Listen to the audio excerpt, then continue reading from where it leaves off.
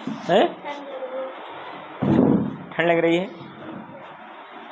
बंद करो तो फैन। पढ़ा जाए बेटा?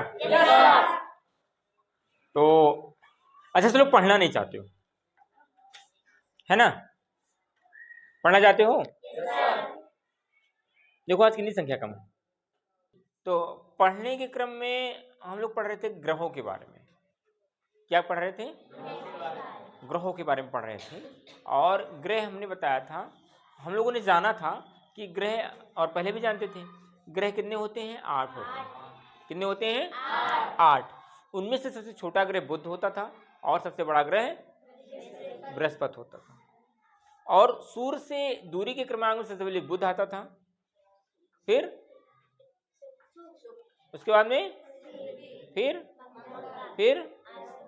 बृहस्पति, फिर शनि और वरुण, है ना? बुध को क्या कहा जाता था इंग्लिश में?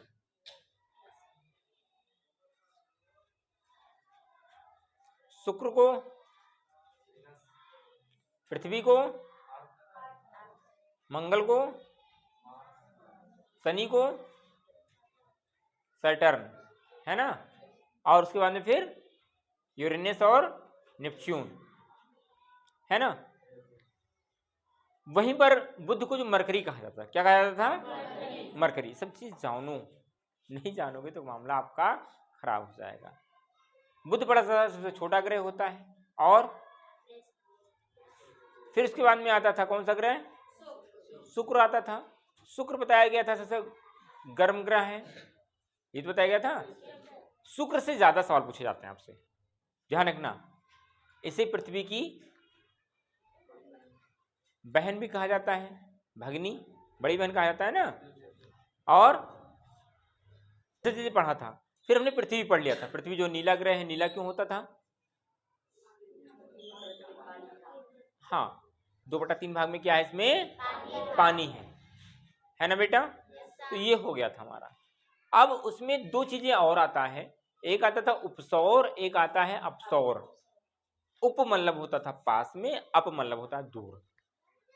क्या होता है? हाँ, एक जब आप लोग पढ़ोगे संस्कार बौद्ध धर्म में, उपनयन और अपनयन संस्कार। उपनयन संस्कार हुआ होता था, उप मतलब पास में, समीप, रख दो वहीं पे।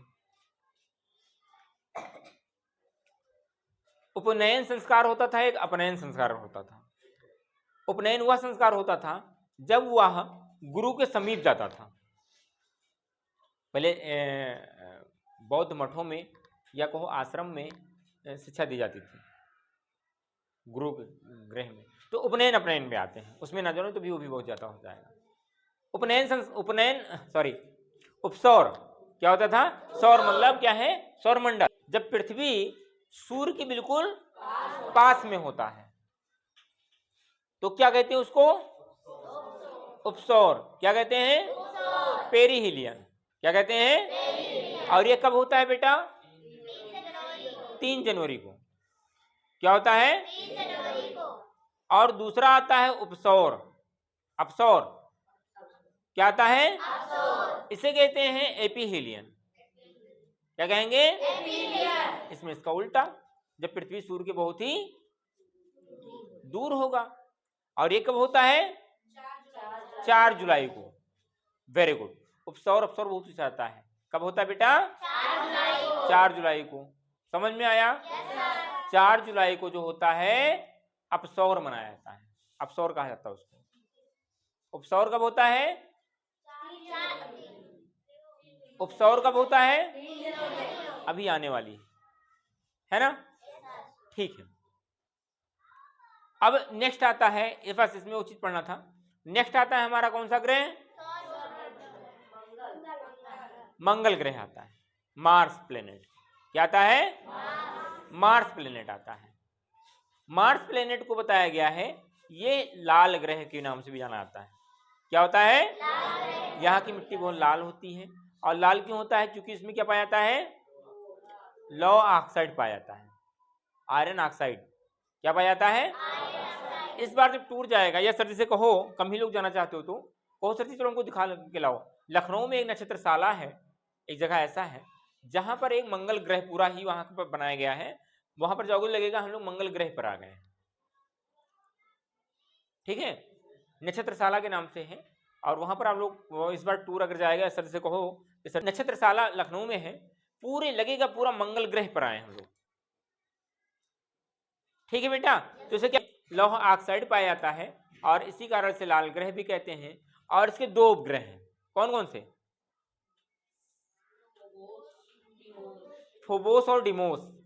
कहीं कहीं पर फोबोज और डिमोज भी लिखा है, जब भी प्रोनाउंसिएशन किया गया है, लेकिन जो अक्सर कई किताबों में मैंने देखा है उसमें फोबोस और डिमोस लिखा है। ठीक है, जिसे हम लोग नंगी आंखों से, मतलब बिना किसी माइक्रोस्कोप के, टेलीस्कोप के कहीं पर भी कुछ भी नहीं देख सकते हैं, डायरेक्ट मंगल ग्रह को देखा जा सकता है। ठीक है, बृहस्पति ग्रह क्या आता है? अच्छा, आपको याद क्या करना है इसमें जो पूछा जाता है सबसे ज्यादा, इसके उपग्रह कितने, ये भी पढ़ते चलना सब लोग। बुध के कितने उपग्रह हैं? पढ़ा ही नहीं गया कुछ।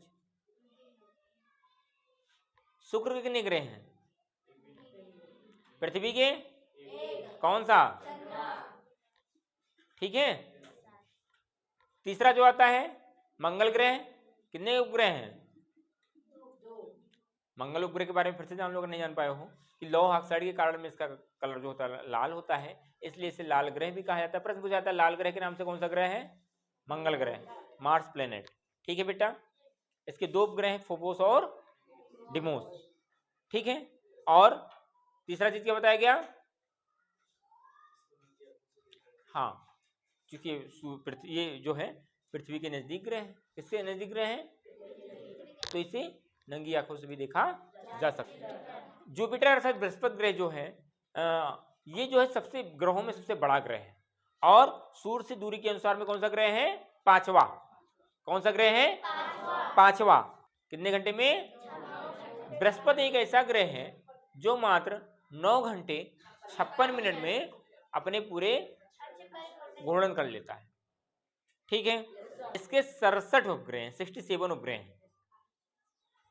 कितने सैटेलाइट हैं? 67 उपग्रह हैं। कोई दिक्कत तो नहीं इसमें? शनि ग्रह क्या आता है? शनि ग्रह मंडल का सबसे बड़ा, दूसरा सबसे बड़ा ग्रह है। पहला कौन सा है? बृहस्पति। दूसरा सबसे बड़ा ग्रह कौन सा है? ये ग्रह चारों तरफ से वलयाकार है। क्या है? वलयाकार है। वलयाकार क्या होता है बेटा? वलयाकार में है, इस तरह से है, ये इसे समझ में आया कि नहीं आया? समतल नहीं है, ये समतल नहीं है। पहाड़ फिर खाई, पहाड़ फिर खाई, पहाड़ फिर खाई, वलयाकार। समझे कि नहीं समझे? तो ये वलयाकार ग्रह है। कौन सा ग्रह है? शनि, सैटर्न। क्या है? दूसरा सबसे बड़ा ग्रह है, और ये वलय। और इस ग्रह का सबसे बड़ा कौन सा ग्रह है? टाइटन उपग्रह है। कौन सा है? टाइटन। और इसके कितने उपग्रह हैं? 62। उसके कितने थे? 67, 67 थे। इसके कितने हैं? 62 अर्थात 62 उपग्रह हैं। प्रश्न क्या बनता है कि वलयाकार या वलय आकार का कौन सा ग्रह है? शनि। सबसे बड़ा दूसरा ग्रह कौन सा है? शनि। पहला ग्रह बृहस्पति है, पहला बड़ा ग्रह बृहस्पति है। उसके 67 हैं और उसके 62। ये किस आकार में है? वलयाकार में। बस इतना ही है, इसमें इतना ही पूछा जाता है। फिर नेक्स्ट आता है वरुण। अच्छा, वरुण अर्थात अरुण, कौन सा ग्रह? अरुण, यूरेनस। इसकी खोज किसने किया था? विलियम सन कब किया था? 1781 में किया था।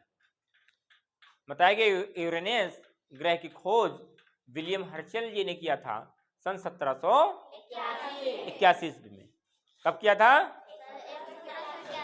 हाँ, समझ में आया? शनि ग्रह के सैटर्न प्लैनेट की बताया गया है।